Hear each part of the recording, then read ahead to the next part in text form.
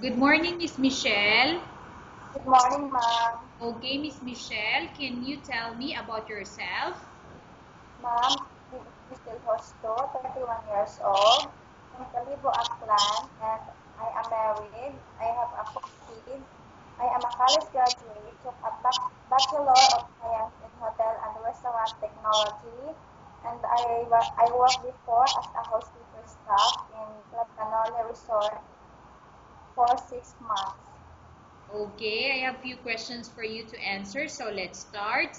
Why do you want to work as a maid? I want to work as a maid because I want to have a high salary to support my family. Okay, why you choose Malaysia when there is a lot of other country? Ma'am, because this is near from Philippines. How are you qualified for this job? Ma'am, because I am honest, hardworking, respectful, and willing to learn. May I know what is your education level is? Ma'am, I am a college graduate of a Bachelor of Science in Hotel and Restaurant Technology. What is your recent working experience? Ma'am, I worked before as a housekeeper staff in Club Panola Resort, Boracay for 6 months. Have you worked abroad before? No, ma'am. Do you have experience of taking care of baby? Yes, ma'am, because I am a mother of my 4 children. Okay. How about elder or older people? Do you have the experience? Ma'am, I don't have any experience, but I am willing to learn. Do you have any other special skills? Yes, ma'am, I know how to baby setting, cleaning, and dishwashing. Are you willing to learn new skills? Yes, ma'am, I am willing to learn. Okay. Are you willing to work with a family where the mother-in-law or any relatives stay together? Yes, ma'am. Currently, are you still working now? No, ma'am. Do you know how to cook? Yes, ma'am. What sort of food can you cook? Filipino food, ma'am. Okay. Can you give me some example of Filipino food that you can cook? Ma'am, I can cook adobo, tinola, capsule, and afritada. Okay. Are you aware that you will have to do washing, cleaning, ironing, and cooking? Yes, ma'am. From all the house chores like cooking, cleaning, ironing, and washing, which do you like most? Ma'am, I like the most washing, cleaning, ironing, and babysitting. If ever you were selected to work in Malaysia, who will take care of your kids? Ma'am, my mother and my husband will take care of them. You are not allowed to use handphone or cell phone during working hours. Yes, ma'am. You are only allowed to use handphone or cell phone after you finish all the works and when going to bed. Yes, ma'am. You are strictly needed to surrender the handphone to your employer in the morning, and your employer will return back to you once you're going to bed. Yes, ma'am. If ever your employer finds out that you're abusing your handphone and it's affected your work performance, your employer will confiscate your handphone and you're not allowed to hold it anymore. Instead, your employer will allow you to call to your family 3 times in a month. You're only allowed to bring normal phone and you're not allowed to bring smartphone. Are you agreed for the terms and condition? Yes, ma'am. Are you agreed to the rules and regulation for the handphone? Yes, ma'am.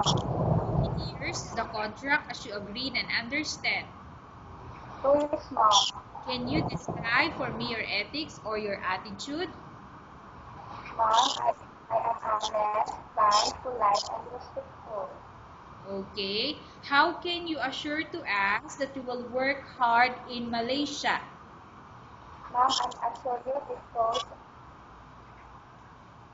I will do, I will, I will follow the rules and regulations that you will ask me to follow. Okay. Can you promise not to use the telephone without the permission of your employer? Yes, ma'am. Can you promise not to put on makeup but to dress properly while work? Yes, ma'am. Can you promise not to invite friends and relatives without the consent of your employer? Yes, ma'am. Can you promise not to ask for advance salary from your employer under any circumstances? Yes, ma'am. Do you really understand of the rules and regulation of the agency? Yes, ma'am. Do you pay any placement fee for you to come to Malaysia to work as a maid? No, ma'am. Do you have any history of sickness, example breast cancer or any other illness? No, ma'am. Do you suffer from any skin diseases, allergy or physical defect? No, ma'am. Have you suffered from any serious illness? No, ma'am. Do you smoke? No, ma'am. Do you have any tattoo in your body?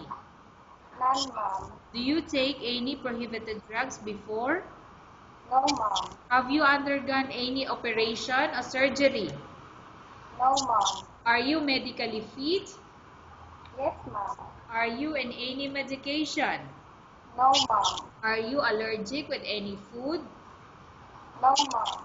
Are you prepared to work for the employer of any race? Yes, ma'am. Are you prepared to eat the type of food taken or given by your employer? Yes, ma'am. Are you afraid of being left alone in the house? No, ma'am. Are you afraid of dogs or other pets? No, ma'am. Can you promise to work according to instruction from your employer? Yes, ma'am. Do you have any immediate family working in Malaysia? None, ma'am. Okay, Miss Michelle, we have finished our question section. Let's go to case study. I have a case study for you and I want you to answer me truthfully. Upon arrival in Malaysia within 6 months, if ever any of your family members pass away, what will you do? Will you continue to work till finish your contract or you will go back? Yes, ma'am. I will continue to work until I finish my contract. Okay, tell us about yourself and why do you want to work in Malaysia as domestic helper? Ma'am, I am still 31 years old and I want to work in Malaysia because I want to have a high salary to support my family and to support the education of my children. Okay, Miss Michelle, what do you want to tell to your employer who watching your video? Ma'am, please choose me because I am hardworking, which is full, polite, and kind. Okay, thank you very much, Miss Michelle. We will update your agency if there's any selection made by the employer. Okay, ma'am.